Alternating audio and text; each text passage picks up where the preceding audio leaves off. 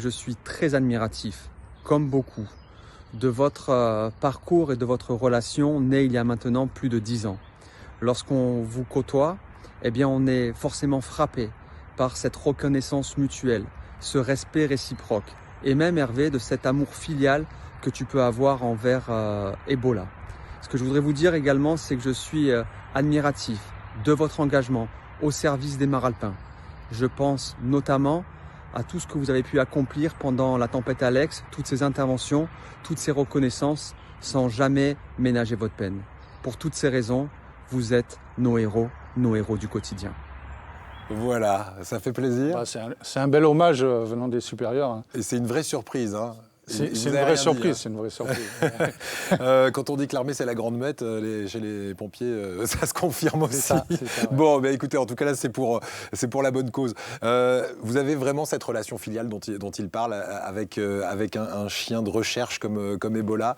Alors, on est obligé, regardez, vous voyez bien, hein, on forme un binôme, on est l'un sans l'autre, on ne peut pas travailler. Il part à la retraite, là, ça va vous faire il part à la retraite, là, il va incroyable alors.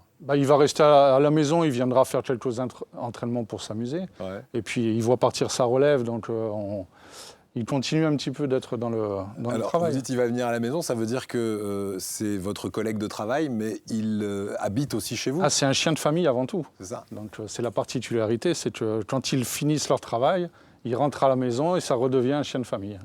Voilà, et dans la vie, c'est un chien pompier. Quelle est sa mission, quelle est sa spécificité? Alors ça, c'est un chien de recherche de sauvetage, donc ils sont entraînés pour rechercher les personnes ensevelies, pas en priorité, hein, suite à des effondrements, éboulements, séismes, etc.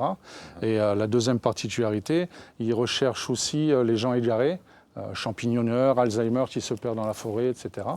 Et c'est les deux spécialités que les chiens travaillent. C'est vraiment un chien exceptionnel ou est-ce qu'à force d'entraînement, beaucoup de chiens... Alors lui, je sais que c'est un berger belge. Tervuren, oui. Tervuren. Est-ce que cette race en particulier de chiens peut arriver à force d'entraînement à être performant ou est-ce que c'est vraiment une exception ? Non, c'est pas une exception, c'est un très très bon chien qui avait du potentiel, mais en France, il y a à peu près 350 chiens de travail qui ont la même compétence, on fait le même travail au même rythme. C'est 2 ans de formation pour arriver à en faire un chien opérationnel. Toutes les équipes cynophiles travaillent pour le même but. Et, c'est un très bon chien et c'est vrai qu'on choisit des races par rapport au travail qu'on veut en faire. Hein. Les bergers belges en font partie. C'est pour ça qu'on choisit aussi ces races-là. C'est un gentil Ebola. D'ailleurs, alors Ebola, on se pose la question, il a travaillé en Afrique pour avoir ce prénom, parce que c'est un garçon, et il s'appelle Ebola. Ça vient d'où le nom ? Non, en fait, c'est son éleveur, quand j'ai été le chercher, qui l'avait prénommé comme ça. Et puis j'ai trouvé ça marrant. Ouais. Enfin, marrant, mais pas très sympa quand même. C'est pas très sympa. Et pourquoi pas coronavirus bientôt. Ça permet quelquefois de lier des contacts, vous voyez. Oui. C'est marrant, donc les gens s'approchent et on peut discuter. Et ça intrigue aussi.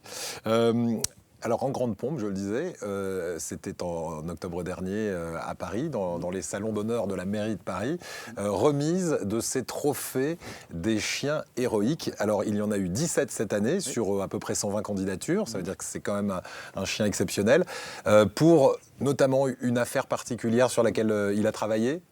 Alors, il a été récompensé pour l'ensemble de la carrière, mais puis plus particulièrement en 2019, on a eu la tempête Amélie qui a encore ravagé notre département.